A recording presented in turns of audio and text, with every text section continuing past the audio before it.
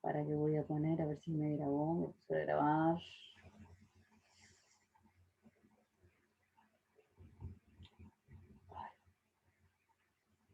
Bien, bueno, vamos para adelante. Bueno, sabemos que a nivel mundial existen un montón de enfermedades, como por ejemplo el cáncer, las enfermedades cardiovasculares, las enfermedades metabólicas, las enfermedades infecciosas y neurológicas, que tienen un impacto global. No solo porque afectan a un montón de pacientes y a un montón de personas en todo el mundo, sino porque económicamente también afectan la economía de los países, ¿no? Tanto que son enfermedades crónicas, que son a veces difíciles de diagnosticar, que necesitan, además del examen clínico, pruebas de laboratorio, que implican mucho dinero, implican mucho personal, y a su vez, bueno, el tratamiento y el seguimiento de los pacientes también a veces necesita exámenes de laboratorio. Entonces, bueno, en las últimas décadas, con las nuevas tecnologías que han emergido y que han surgido, se reveló que existen a nivel de la saliva una gran cantidad de biomarcadores o de proteínas o esos, como les mostrábamos la ruedita, nosotros esos hallmarks, que quizás se pueden medir en la saliva y que son formas de medir cómo se desarrollan y cómo están eh, actuando las diferentes enfermedades, como cáncer, enfermedades autoinmunes, enfermedades virales, cardiovasculares, metabólicas, como por ejemplo diabetes. Entonces, bueno, la saliva como una fuente que es no invasiva y que es relativamente segura, podría ser un sustituto de la sangre para el diagnóstico y para el pronóstico de diferentes enfermedades. ¿Ah? El ejemplo más reciente es el caso de COVID-19, que en este caso sabemos que está asociado con la transmisión humano-humano y que se sabe que en la saliva existen de los pacientes infectados virus. Entonces, bueno, la saliva podría tener un papel importante para proporcionarnos una plataforma a nosotros o un punto de partida de fácil acceso y de llegar entonces a un diagnóstico que sea más rápido, más temprano y que sea menos invasivo para el paciente, ¿da? Y zafar ese hisofado, por ejemplo, esos que hay que hacer a los pacientes que no son muy agradables.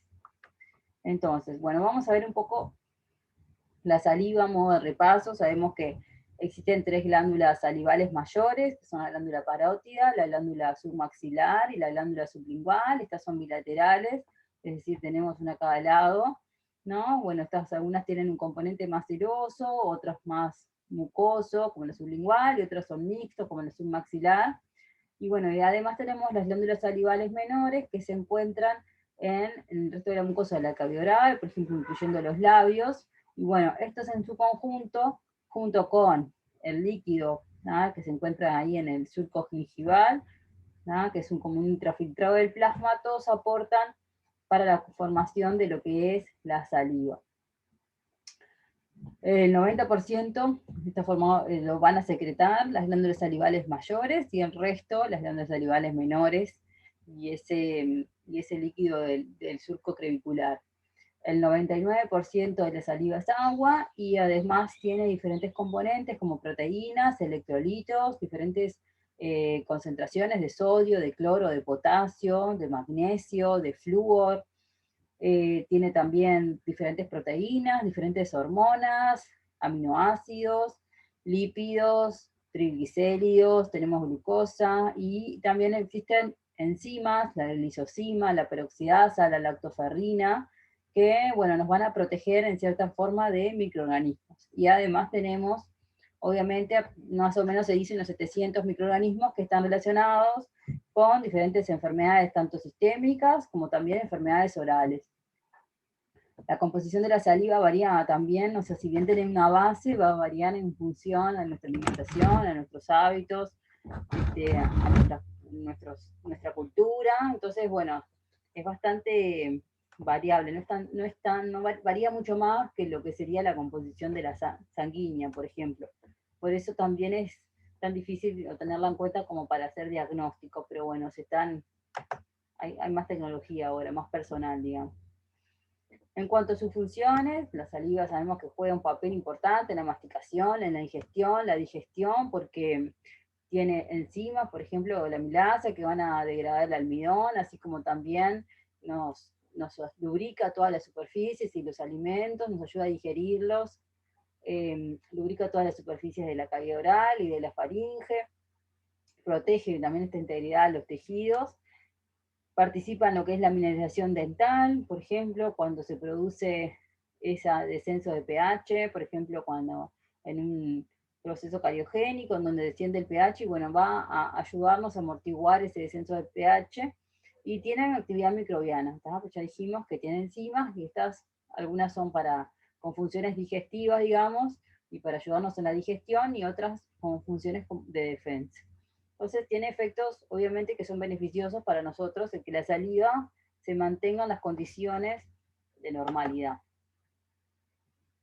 Pero bueno, en estos años, con todo el surgimiento de estas nuevas tecnologías, la transcriptómica, la metabólica, la proteómica, que unos estudian proteínas, otros estudian metabolitos, otros estudian el ARN, bueno, en conjunto, todas estas ciencias o estas tecnologías nos ayudan a estudiar la saliva, y surgió un término que se propuso, que es el de saliva ómica, como para incluir, bueno, todas estas técnicas que van a estudiar la saliva. La saliva se puede estudiar con todas estas técnicas. Entonces, bueno, surge este término. Este doctor, que es el doctor Wong, es el director del centro de la Universidad de Los Ángeles, este es el director de investigación de oncología y de cabeza y cuello, y es el que, bueno, en cierta parte fue el que propulsó esto de saliva ómica. Existe esta página que es de la facultad, en la cual se está haciendo se hace una base de datos, y se incluye toda la información que existe y todos los artículos, investigaciones que se están haciendo en relación a la saliva, y lo que se llama saliva ómica. Hay diferentes estudios en relación, por ejemplo, a cáncer de pulmón, donde hay sensores para medir la composición salival, y ahí hay diferentes ejemplos, y es como, bueno, una base de datos de todo lo que se está estudiando con respecto a saliva, que es bastante nuevo.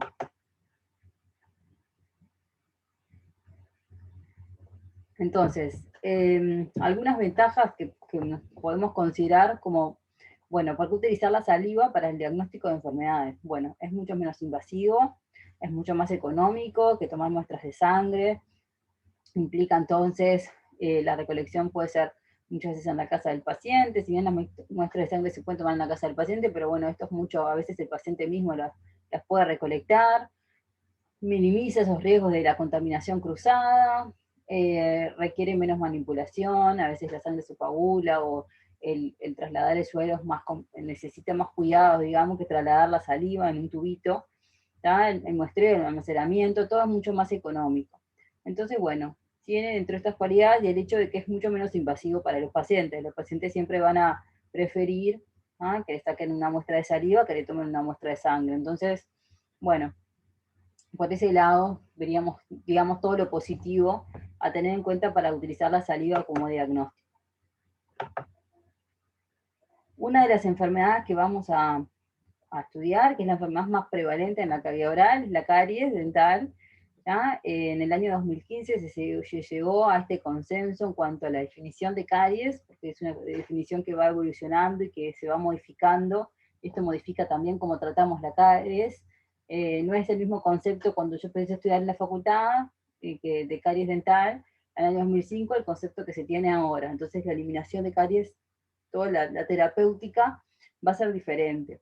Entonces, bueno, la caries se define como una enfermedad que es resultante de un cambio ecológico dentro del biofilm, desde una población de microorganismos equilibrados hacia el desarrollo de una población acidógena, acidúrica y cariogénica, y que es mantenida por el consumo frecuente de carbohidratos. Acidógena quiere decir que son microorganismos que producen ácidos.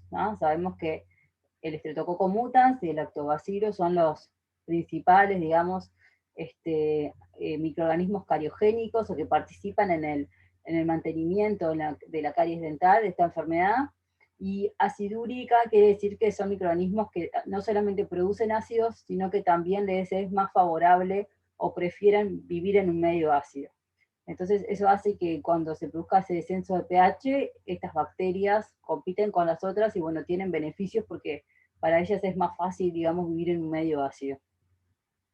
El resultado del cambio de esta actividad en el biofilm está asociado con un desequilibrio entre el balance entre la desmineralización y la remineralización, lo que conduce a la pérdida del mineral de los tejidos duros dentarios, y estos síntomas o signos son lo que constituye la lesión cariosa, es decir, estas bacterias van a producir un descenso del pH a consecuencia de la producción de los ácidos, después de metabolizar los hidratos de carbono, y esto va a generar que se desmineralicen los tejidos duros del diente, que es un balance entre que se desmineraliza y bueno, la saliva que remineraliza, o cuando nos lavamos los dientes, que bueno, que ayudamos a como remineralizar esa superficie, pero cuando es mayor la desmineralización que la remineralización, es cuando llegamos a la pérdida de los tejidos duros del diente, que es la lesión cariosa, el signo que nosotros vemos de que la enfermedad de caries está avanzando. ¿Se entiende hasta ahí, Marcela? ¿Todo bien? Sí, profe, gracias. Pobre Marcela, no sientas presión. No puedes escapar hoy, fuiste, Marcela. No, si te querés ir, tenés que irte, no pasa nada. Bueno, No, entonces. sí, nos avisas cualquier cosa. Eliminamos la grabación, Marcela, no decimos nada. Se cortó. Sí, se cortó, ¿qué pasó? Bueno, no sé, Marcela, se tuvo que ir. Después tenemos, bueno, ¿cómo tomamos la muestra de saliva? Una de las maneras es con estos hisopos así, son como cotonetes que vienen en estos tubos de ensayo. Tomamos la muestra de saliva y se van a incubar, por ejemplo, para estudiar caries dental, en estas placas, las placas Petri, que no sé si viste alguna vez en microbiología, ¿vieron? Estas no, solo teórico. Porque este año nos tocaba conocer todo eso, ay, sí, pero esas no. placas.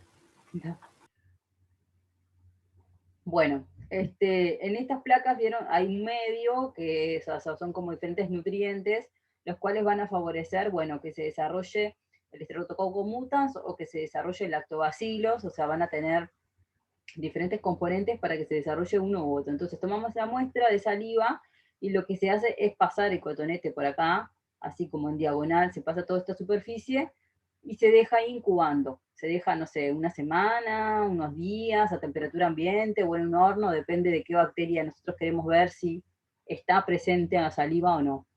Entonces en estas placas lo que se van a formar, si ves aquí que se ven como las linitas de cuando se pasa el cotonete y acá, se van a formar estos blancos que son unidades formadoras de colonia, que son las unidades de los microorganismos. Puede ser, por ejemplo, acá tenemos que haya unidades de streptococos, esto se mide, se cuentan, y decimos, bueno, hay tanta cantidad. Entonces, ¿para qué es importante esto y que ya existe disponible en el comercio un kit? Comercialmente ya existe, para poder medir, bueno, la cantidad o la carga que tienen los pacientes de Streptococcus mutans y de lactobacilos. Esto nos sirve, por ejemplo, en el caso de los niños, sobre todo, como para ver, bueno, cuál es la carga bacteriana que tienen, y si son niños que tienen muchas caries porque tienen esta gran cantidad de bacterias, o porque, bueno, tienen una dieta cariogénica y no tienen una buena higiene dental, bueno, o es una suma de los dos.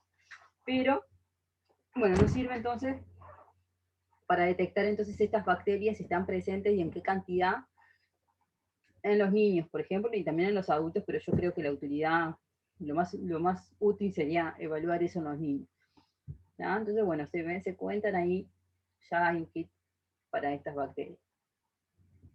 Otra enfermedad que vimos en la clase pasada, que fue lo de enfermedad periodontal, que es esta enfermedad inflamatoria, inmunológica, crónica, poligénica, que tiene naturaleza multifactorial, que es transmisible y que depende de la interacción de los antígenos periodontopáticos, es decir, los antígenos van a ser aquellas bacterias que en vez de ser cariogénicas son más periodontopáticas, como por ejemplo Porphyromonas gingivalis, como por ejemplo Actinomyces y Actinomyces tancomitans. Estas bacterias van a llevar a la destrucción de lo que es el periodonto. Depende de la presencia de estas bacterias y la interacción con nuestros mecanismos de defensa, que pueden estar modificados o por factores genéticos. Nosotros tenemos alguna mutación o tenemos una susceptibilidad mayor a responder mal a estas bacterias porque o tenemos linfocitos súper reactivos, o funcionan menos, o responden menos, o puede estar modificada nuestra respuesta por la presencia de factores de riesgo. Por ejemplo, somos pacientes diabéticos, nuestra respuesta inflamatoria está afectada, o fumamos, que también va a afectar, yo que sé, la vascularización, y por lo tanto las defensas no van a llegar tan rápidamente y no se va a defender también el tejido. ¿No? Entonces, de esa interacción entre las defensas del huésped, que son modificadas, y la presencia de estos patógenos, es que, bueno, por un lado se desarrolla o no la enfermedad. Es una combinación de varias cosas. Entonces, en cuanto a enfermedad periodontal, acá se acuerdan, acá que tenemos el periodontímetro, que estaba midiendo esa bolsa periodontal que se forma, que esto es un instrumento calibrado, que medía de a 3 milímetros, ¿no? Pero ahí está como iniciando, digamos, la enfermedad periodontal. Y existe ahora un kit que lo que intenta es buscar o medir esta bacteria, la Porphyromonas gingivalis. Esta es la pirámide de Sokransky, que es un autor, dividió a todas estas bacterias en estos diferentes complejos de diferentes colores que los organizan esta pirámide, considerando que acá en el vértice están, digamos, los que son sumamente necesarios para el desarrollo de la enfermedad periodontal, los que tienen que estar presentes. Y bueno, y estos serían los que llevarían a otro tipo, o están relacionados con las diferentes evoluciones de la enfermedad. Pero esta pirámide, que en este grupo rojo tenemos a Porphyromonas gingivalis, sería bueno para comprender por qué, bueno, se busca este kit de saliva para poder detectar específicamente la bacteria. Esta bacteria genera en nosotros que comencemos los otoclastos, comienza entonces la reabsorción ósea, consecuencia de la inflamación y la respuesta inflamatoria que genera. Entonces, bueno, evaluar si un paciente tiene enfermedad periodontal, si es porque, bueno, tiene un gran conteo, una gran cantidad de Porphyromonas gingivalis, porque los heredó, porque tiene un medio en su cavidad oral que favorece el desarrollo de esta bacteria, o es porque, bueno, las defensas del huésped están afectadas, nos serviría como para evaluar y hacer un tratamiento, digo yo, más específico de los pacientes, conocer qué es lo que está sucediendo. Siempre es bueno utilizarlo, saberlo, pero saber utilizar para qué, bueno, qué voy a encarar para tratar más, o para tratar de eliminar esta bacteria, o qué puedo hacer. También se ha estudiado en este surco, que en este caso acá ya vemos que ahí está, la encía, el hueso se ha absorbido, la encía también se encuentra, debería estar a esta altura, digamos. Entonces, estos son los incisivos inferiores, generalmente los que están más afectados por la enfermedad periodontal, los primeros, digamos. Y bueno, en el surco clavicular también se estudia la composición del mismo y la presencia de las metaloproteinasas, sobre todo la 8, que ya hay estudios sobre esto, que son las enzimas que participan destruyendo el tejido, se relacionado con, bueno, una progresión positiva de la enfermedad, es decir, si hay mayor concentración de esta enzima, probablemente la enfermedad está avanzando, bueno, hay mayor destrucción. Se estudió también el ADN de la saliva en estos pacientes que tienen enfermedad periodontal, y bueno, hay mutación, por ejemplo, en el gen de la interleucina 6. La interleucina era esta citocina proinflamatoria que generaban, por ejemplo, los macrófagos, y que generaban o llevaban a un cuadro más destructor y no tanto protector como otras citocinas. Entonces, bueno, conocer qué pasa con el ADN de los pacientes periodontales, lo podemos hacer a partir de una muestra de saliva, y bueno, esto se está estudiando. Hay bastante información sobre esto. Bueno, la enfermedad periodontal no genera toda esta respuesta inflamatoria. Es un paciente que es más susceptible muchas veces cuando tenemos estas mutaciones, y no está aislada, sino que se relaciona con diferentes enfermedades a nivel sistémico. Por ejemplo, la arteriosclerosis, que es una de las enfermedades cardiovasculares. Dentro de las enfermedades cardiovasculares tenemos arteriosclerosis, el infarto del miocardio, la enfermedad coronaria. La arteriosclerosis es una enfermedad que es crónica, es degenerativa, y en donde se van formando lo que se llaman ateromas, que son como placas que obliteran las arterias. En estas placas se han encontrado, son como calcificaciones, digamos, en estas placas se han encontrado en bacterias periodontopáticas, Porphyromonas gingivalis, y eso se han encontrado que se adhieren a esas bacterias, a esas ateromas, y promueven también su formación. Entonces hay una relación, por un lado, de que la enfermedad periodontal agrava esta situación de la arteriosclerosis, y por el otro lado también considerar que la aterosclerosis también está en relación con la enfermedad periodontal, no son cosas aisladas. Entonces se encontraron en estos pacientes que tenían aterosclerosis y enfermedad periodontal, bueno, que tenían estas citocinas inflamatorias en la saliva, aumentadas, niveles altos, prostaglandina 2, interleucina 6, el factor de necrosis tumoral alfa. Entonces podrían ser marcadores de, bueno, del diagnóstico de estas enfermedades, o bueno, para evaluar cómo están. También otra proteína que se identificó en la saliva y que está relacionada con una enfermedad cardiovascular es la proteína C reactiva, que se considera, o ellos lo dicen, que podría ser un marcador más predictivo de infarto agudo de miocardio. El infarto del miocardio es el músculo del corazón, y el infarto se produce cuando una parte del corazón, una parte de ese músculo sufre una necrosis, se muere porque no le llega suficiente oxígeno, por diferentes motivos, no sé, una embolia. Entonces, cuando parte del corazón se muere, puede ser que se muere una gran extensión de ese músculo y el paciente se muere directamente por un infarto agudo, o bueno, se muere una parte y el paciente después sigue con una secuela, pero bueno, sigue viviendo.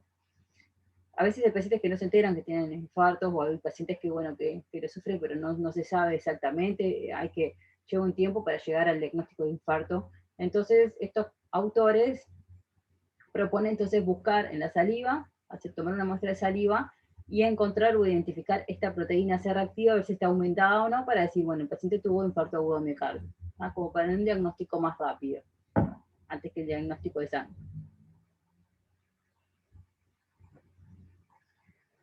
Otra enfermedad que es factor de riesgo de la enfermedad periodontal es la diabetes. La diabetes es una enfermedad metabólica en la cual está causada por la insuficiente secreción de insulina por el páncreas, por los islotes pancreáticos, o porque la emisión de la insulina es menor, o porque hay una resistencia de la insulina a que ésta actúe. Entonces se conduce a un trastorno metabólico en la glucosa. Sabemos que, o sea, se dice de eso de que aumenta el azúcar en sangre o la glicemia, porque la insulina no logra bajar la concentración de azúcar. Entonces el hecho de que exista esta glicemia aumentada afecta a diferentes partes del cuerpo, afecta todo ese proceso inflamatorio, afecta a todo el sistema circulatorio, las retinas, por ejemplo, del ojo, los riñones, puede generar necrosis sobre todo en los miembros, en los casos más extremos, porque la circulación está afectada, afecta la respuesta inmunológica. Entonces, lo que tenemos que intentar es mantener esa glicemia equilibrada, en condiciones de normalidad, para que todas estas funciones se mantengan en condición de normalidad. Hay 3 tipos de diabetes, o 2 y una que, bueno, que aparece y no siempre está. La diabetes tipo 1, insulino dependiente, que es aquellos pacientes que dependen de inyectarse, digamos, insulina. Generalmente son pacientes jóvenes, o a veces nacen con esta condición, y bueno, es mucho más grave la enfermedad en estos pacientes, generalmente tienen una calidad de vida que está mucho más afectada, digamos, ya por el hecho de tener que inyectarse insulina. Después tenemos los tipo 2, que no son insulino dependientes. Estos pueden controlar la glicemia con dieta, o con medicación, o con ambas cosas. Y la diabetes gestacional, que es aquella que tiene su primera manifestación durante el embarazo, y existen pacientes que, bueno, que después se diagnostican como diabéticas y continúan siendo diabéticas, o es algo que, bueno, se manifestó durante el embarazo y después la paciente no vuelve a tener, o sea, no se considera diabética.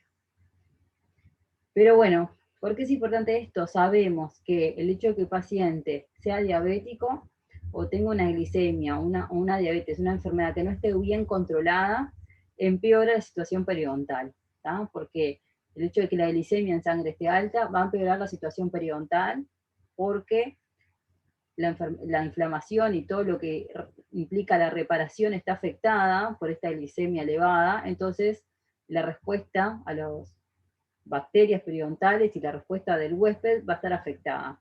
Y la boca no es algo aislado del resto del cuerpo, por lo tanto existe una correlación.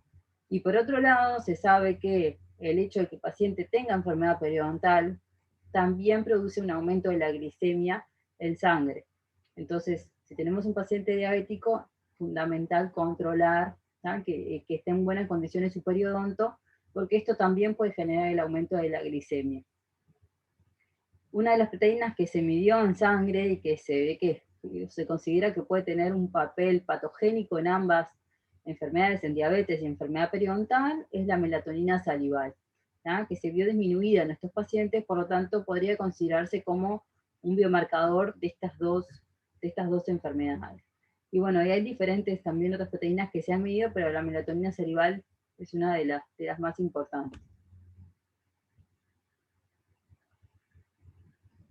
Bueno, después tenemos una condición que es autoinmune, que es el síndrome de Sjögren, que afecta sobre todo en relación hombres-mujeres, más a mujeres, también afecta a los hombres, pero afecta más a mujeres en edades ya de cuando comienzan la menopausia, porque bueno, se dice que puede tener una asociación con las condiciones hormonales de las pacientes, y es una condición que es clínica, es una condición inflamatoria, crónica, autoinmune, que nos va a involucrar a las glándulas lacrimales y a las glándulas salivales principalmente, pero también afecta a otras glándulas del cuerpo. Y se puede clasificar como primario, es decir, cuando existe solamente este síndrome, o secundario, o también se llama poliautoinmunidad, cuando el paciente tiene el síndrome de Sjögren y además tiene, por ejemplo, artritis reumatoidea o tiene lupus eritematoso, otra condición autoinmune. Algunos consideran que es secundario, es decir, que este síndrome aparece después de que el paciente tiene lupus, y en consecuencia el lupus tiene este síndrome, y algunos consideran, por eso se llama de una forma u otra, que es una poliautoinmunidad, es decir, hay autoanticuerpos contra diferentes tipos de células, y el paciente desarrolla diversos síndromes autoinmunes, ¿no? Desarrolla lupus y desarrolla Sjögren, no son secundarios, sino que en realidad, bueno, se están al mismo tiempo, ¿tá? Porque están afectadas la inmunidad en diferentes sitios.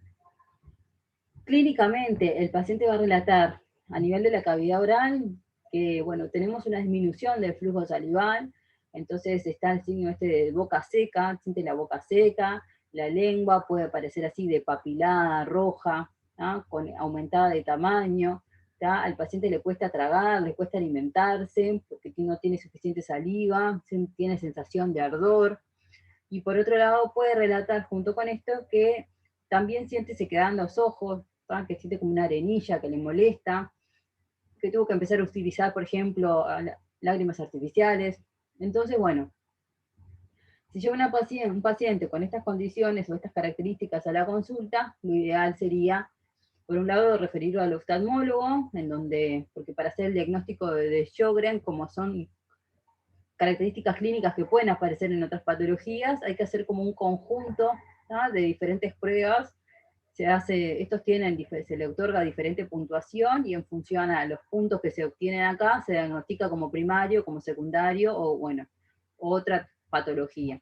Entonces, bueno, se lo deriva al oftalmólogo, el oftalmólogo le va a hacer una prueba en donde le coloca una sustancia para ver si, bueno, si nos da verde, si da coloración verde acá, diríamos que es positivo, eso no lo vamos a ver porque ya es oftalmólogo, pero bueno, lo derivamos al oftalmólogo y este nos va a enviar un resultado. Después, nosotros lo que tenemos que hacer es, primero tenemos una disminución del flujo salival, o parecería que hay una disminución del flujo salival por esa sensación de boca seca que tiene el paciente, entonces tenemos que hacer una prueba de este flujo salival.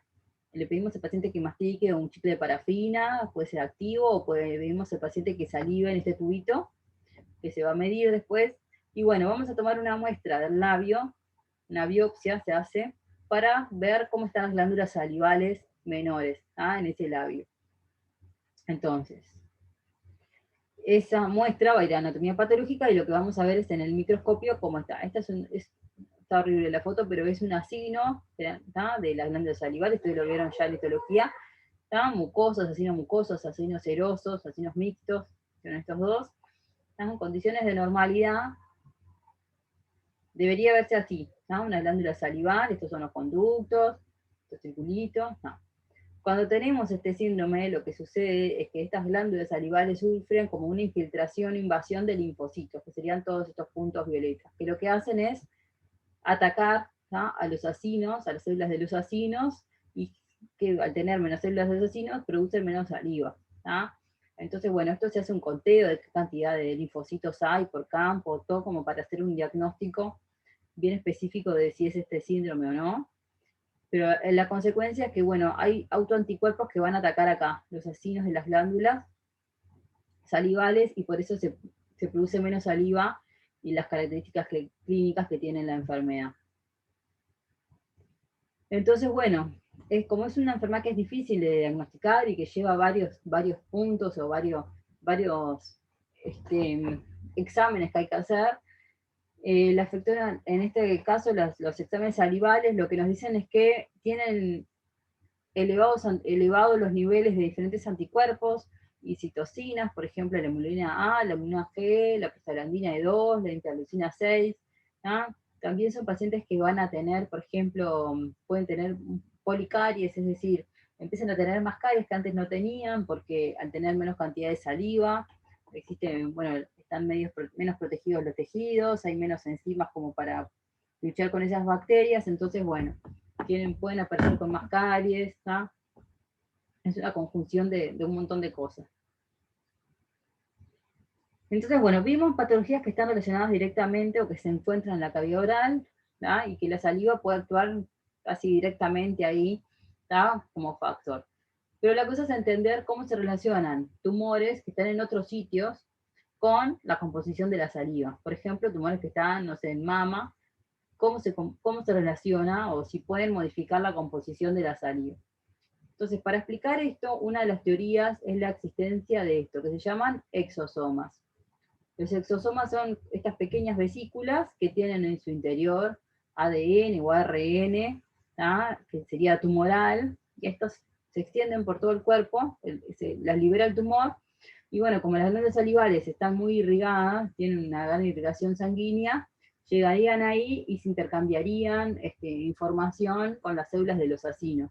Y estos acinos después, al formar saliva, bueno, secretarían lo que sería la información o como parte de los componentes de la saliva, parte del ADN también de un tumor. Uno de los estudios que se hizo de los ensayos fue con un modelo de cáncer de mama, y se vio que en el cáncer de mama producía pequeñas vesículas tumorales que llegaban hasta las glándulas salivales y que después excretaban en saliva. Entonces, bueno, podríamos diagnosticar, o se podría diagnosticar cáncer de mama así. Estos exosomas muchos se empezaron a estudiar porque se hacen en algunos casos, en algunos tumores que son difíciles de acceder, o bueno, se quiere hacer menos invasivo, en vez de tomar una biopsia, se hace una muestra de sangre, y se hace lo que se llama las biopsias líquidas, que es estudiar la sangre del paciente a ver si hay ADN tumoral. Bueno, las biopsias líquidas, en lugar de ser con sangre, otra de las opciones que podríamos utilizar es la saliva para estudiar, bueno, cómo se desarrolla el cáncer en los pacientes, si hay o no. El carcinoma oral de células escamosas es, dentro de las patologías malignas, ¿no?, la más común, que se encuentra en cabeza y cuello, representa el 95% de todas las neoplasias malignas en la cavidad oral, y es el sexto tumor maligno más común en todo el mundo. ¿Tá? Sabemos que en la cavidad oral, en cabeza y cuello, pueden haber, no sé, tumores odontogénicos en su versión maligna, ¿tá? O podemos tener, por ejemplo, melanoma, pero bueno, este carcinoma es el que más común, digamos, ¿tá?, dentro de lo maligno. Es una neoplasia que es agresiva, tiene un comportamiento medio impredecible, el pronóstico es desfavorable, tiene una tasa de recurrencia y de supervivencia a los 5 años que es deficiente, o sea, siempre se evalúa después de diagnosticarlo a los 5 años, y bueno, si el paciente sobrevive a eso, y si además si recurre el tumor, después que hacemos la extracción, o después que se saca el tumor, a ver si esa recurrencia, en el caso de estos cánceres, es bastante deficiente, vuelven a aparecer, ¿no? Entonces, este es un mapita en donde vemos tanto en los países del mundo la incidencia de, acá dice cáncer de labio y de cavidad oral, está en ambos sexos para todas las edades. Esto de la incidencia son los nuevos casos que hay por año, ¿tá? Una cosa es la prevalencia, que son, bueno, los casos que existen, puede ser por año, pero en la incidencia es los casos nuevos, ¿tá?, que se diagnostican por año.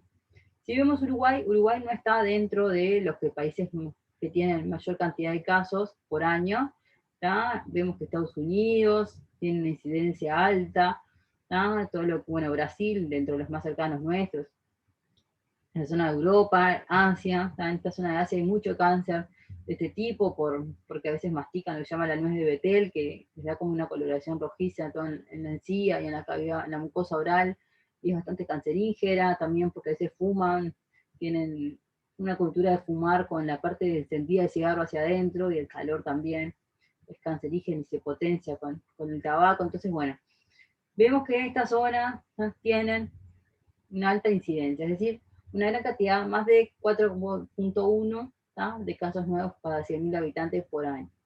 Ahora, si vamos después lo que es la mortalidad, es decir, cuántos pacientes se mueren, vemos que, por ejemplo, Estados Unidos, que tenía una incidencia alta, no tiene una tasa de mortalidad que se corresponde, mucho más baja, ¿no?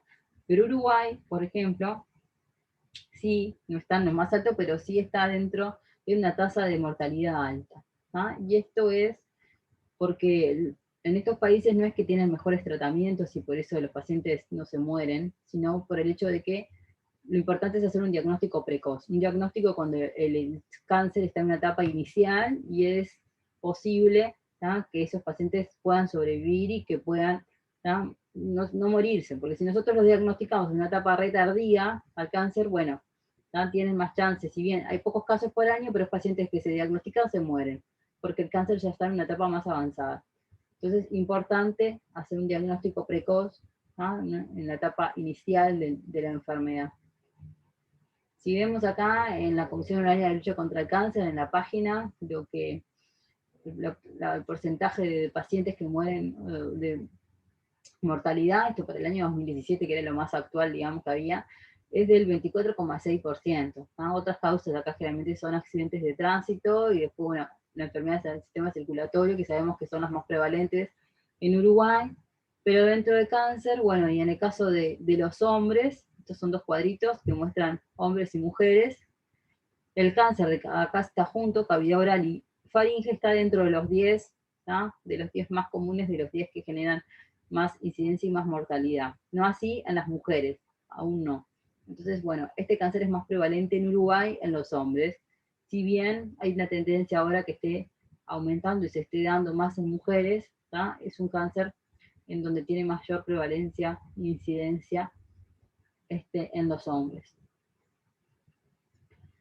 Bueno, se hizo para poder estudiar, bueno, que si servía la saliva para poder encontrar el ADN de tumor en la saliva o si conviene en la sangre, bueno, se hizo una comparación entre estudiar saliva y sangre, a ver si había ADN tumoral cuando un paciente tenía cáncer en la cavidad oral.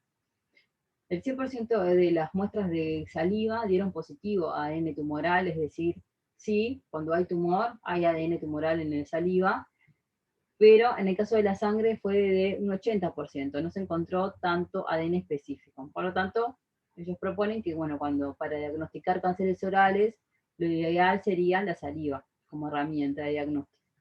Ahora, cuando estamos estudiando otros tumores en el cuerpo, ya ahí la relación cambia, no es tan específico la saliva, si bien sí hay ADN tumoral, todavía las muestras sanguíneas o las muestras de plasma, digamos, tienen más ADN tumoral. Pero bueno, cosa de ir estudiando. ¿Cómo vamos, Marcela? ¿Seguimos de piezas todavía? Sí, te estoy escuchando. Pero... ¿Te va entendiendo? Si no se entiende nada, me avisa. No, se entiende. Es media pupurrí hoy la clase, un poquito de cada cosa. Bueno, ¿qué otra cosa se puede diagnosticar en saliva? Virus, ¿tá? El virus del dengue, que hace poco estuvimos con toda la movida de dengue, ¿tá? Es detectable en saliva, se puede proporcionar de manera efectiva el diagnóstico de dengue, ¿tá? Se encuentra el ARN de dengue en la saliva. También el virus de la hepatitis C, que para esto ya está en el comercio este test que se llama Oral Quick, y que es como, se toma una muestra como si fuera una prueba de embarazo, básicamente se recolecta ahí la saliva y luego se coloca acá en un dispositivo que tiene el buffer, y bueno, a los 30 o 20 minutos no sé este cartel que me sale, nunca lo puedo sacar, si aparece una rayita o dos rayitas, ¿no?, si es positivo, entonces mucho más rápido que enviar al paciente al médico que se saque sangre y esperar los resultados, sino que esto en 20, 40 minutos ya tenemos el resultado, el paciente no tuvo que sacarse sangre, bueno, ya lo están comercializando. Y bueno, vamos a ver este virus que es el más actual, obviamente, que más nos interesa y qué repercusión tiene a nivel de la cavidad oral, qué hay para esto, para diagnosticarlo. Ahora se llama así, SARS-CoV-2. Claro, porque el virus es el SARS-CoV-2 y la enfermedad o lo que produce es el COVID-19, ¿no? Es un virus que es de la familia esto de los coronavirus, ¿no? Que se llaman así por esto, porque tienen como unas coronas, se dice, ¿no? Pero el SARS-CoV-2, digamos, es esto, ¿no? Ese tipo, ese virus.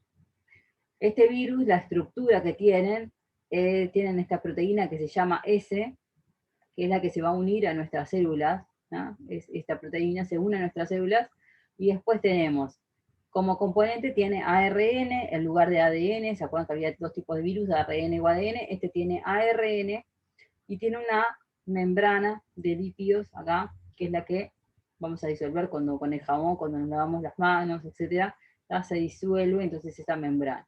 Pero esta proteína S es la más importante porque es la que se va a unir a nuestras células, es como la puerta de entrada a nuestro organismo.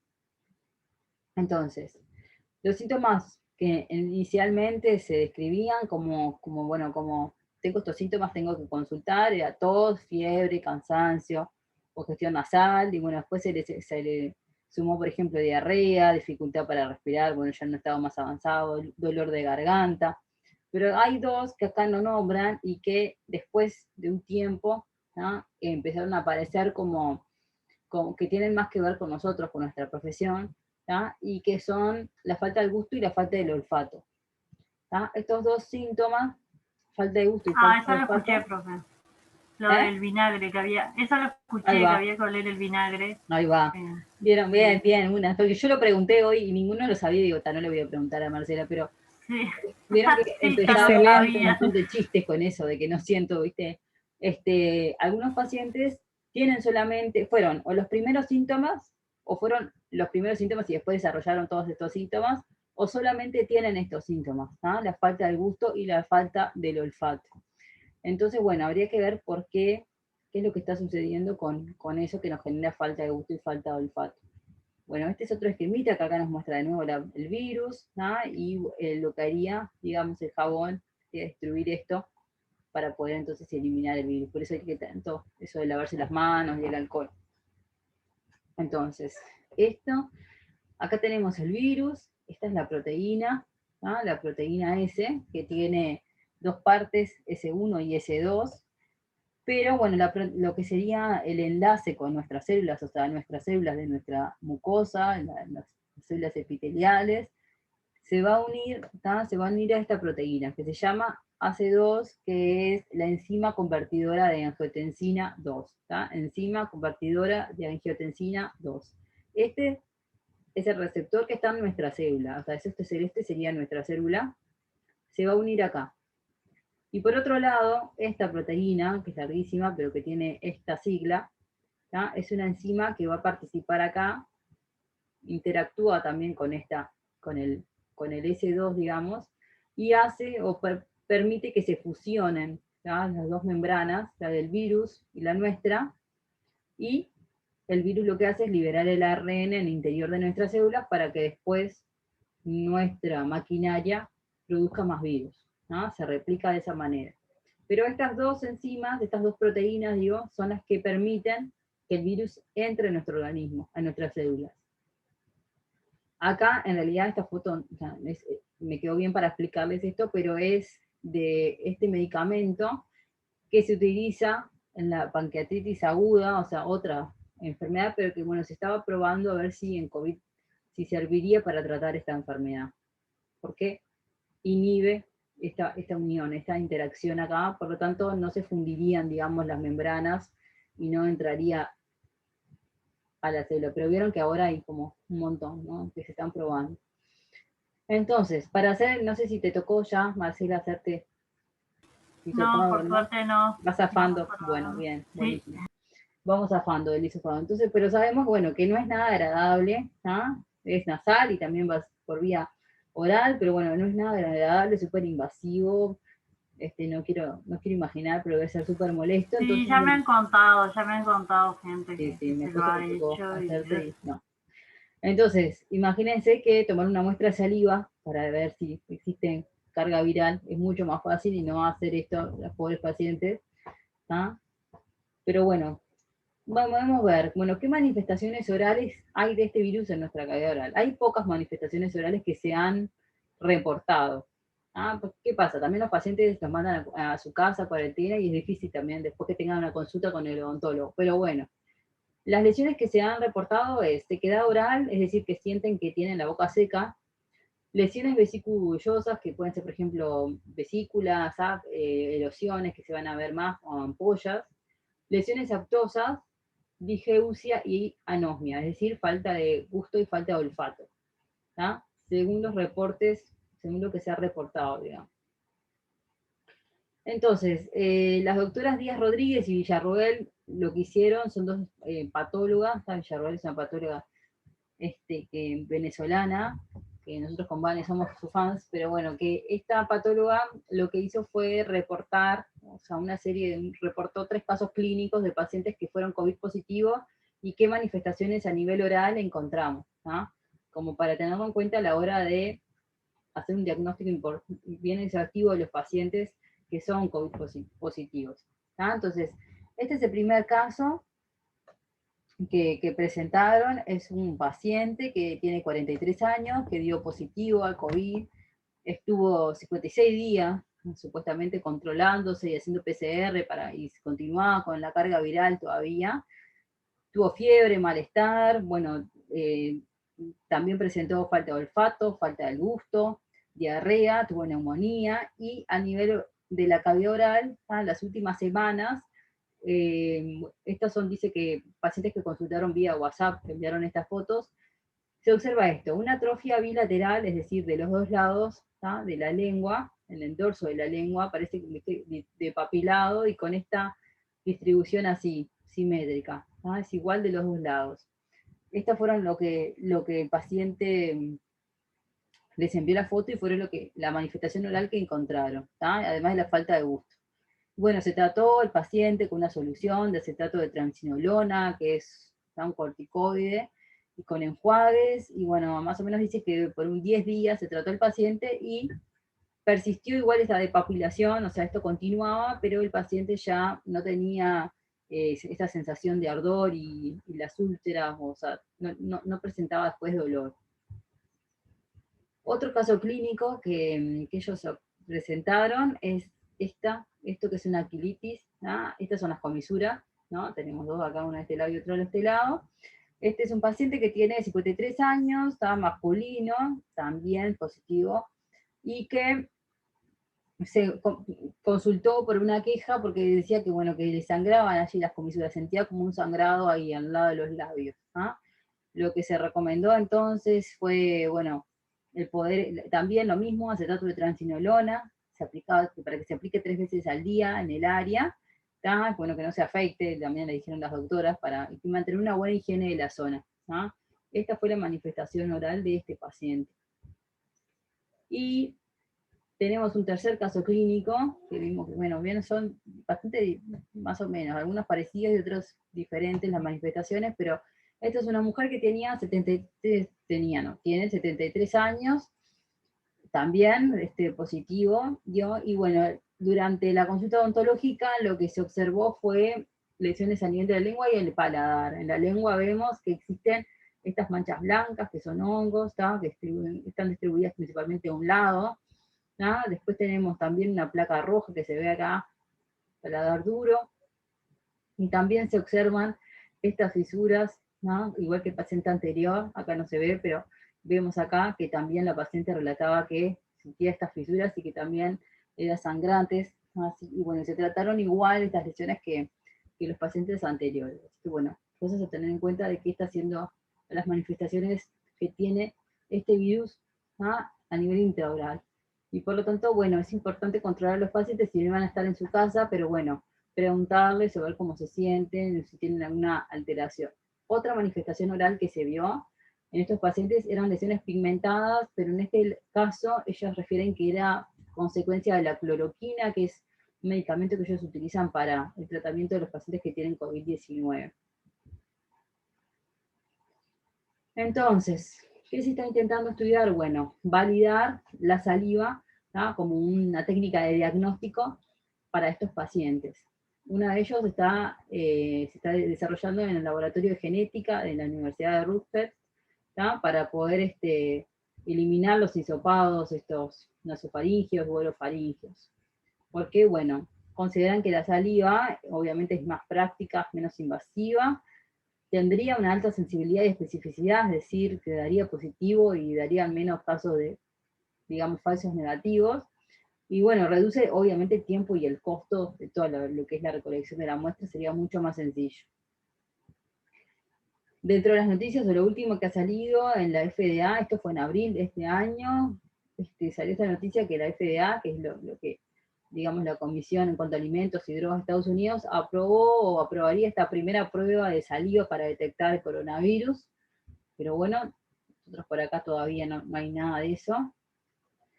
Sí está, después vamos a ver ahí una noticia, pero bueno, la Facultad de Odontología y el IPSE están trabajando juntos para poder estudiar a ver qué sucede en la cavidad oral y si existen receptores, ¿tá? Para el virus en la mucosa bucal. Entonces le hicieron una nota a nuestro grado 5, que es acá el doctor Ronald Boloña, no sé si lo conoces, Marcela, ¿tá? Este es el laboratorio de la facultad en el tercer piso, porque bueno, René está trabajando junto con Miguel Arocena, que es profesor de la cátedra de bioquímica, y lo que están haciendo es buscar receptores, estos receptores, ¿tá? de la angiotensina, de esta proteína, en la mucosa oral y nasofaringia y nasal, para ver si, bueno, primero en pacientes sanos, para ver cómo se distribuyen y si existe diferencia entre un paciente y otro en esta distribución, y es lo que determina que algunos pacientes se enfermen y otros no, o también por qué se produce esa pérdida de gusto y de olfato, ¿tá? Por tratar de comprender qué mecanismo está participando, y también el hecho de que existe una disminución del flujo salival, por eso también se ven en esas bocas esos cuadros clínicos en donde hay depapilación de la lengua, los pacientes tienen esa sensación de ardor, ¿tá? Entonces, bueno, si el virus está en la saliva, está afectando las glándulas salivales, ¿qué es lo que está haciendo que se pueda hacer? Utilizan un microscopio confocal, que es del IPSE, en donde tiene se va a nivel más tridimensional, en cortes más profundos, entonces eso nos permite tener una mejor visualización de lo que es la mucosa. Y bueno, voy a estudiar eso. Y en el Clemente Stall, acá en Uruguay, también se está intentando desarrollar un kit para detectar, ¿no? Con una muestra de saliva en 45 minutos, mucho más rápido que hacer todo lo que sería la PCR. Bueno, obviamente que esto lleva tiempo, pero reduciría mucho los costos, ¿no? Y el tiempo de diagnóstico. Entonces, también acá en Uruguay, bueno, se está trabajando en el tema. Así que bueno, nada, como conclusión eso, que la saliva podría ser beneficioso como fluido diagnóstico porque es mucho más fácil de recolectar, de almacenar, puede tener ADN de muy buena calidad nuestro y de los diferentes tipos de patología, y podría entonces ser una alternativa a la sangre. Pero bueno, esto depende un poco, ¿no? de todas las herramientas que hay en cuanto al diagnóstico y que se estén desarrollando. Y bueno, podría también eliminar la necesidad de que existan profesionales, ¿no? Más dinero, y bueno, acelerar tiempos y disminuir costos. Pero bueno, a futuro esperemos a ver si podemos utilizar la saliva para más funciones. Bueno, muy bien, muchas gracias Marcela por estar presente. Espero que hayas entendido cualquier cosa, cuando estén estudiando para el parcial, si tienen alguna duda nos escriben. Yo ahora voy a subir la clase grabada y voy a subir estas diapositivas porque no están todavía las diapos, yo las cambié las del año pasado, así que bueno, nada, cualquier duda, las órdenes. Bueno, muchas gracias, profe. Bueno, chau, chau. Muchas gracias a ti por la atención. Que pases muy bien. Chao.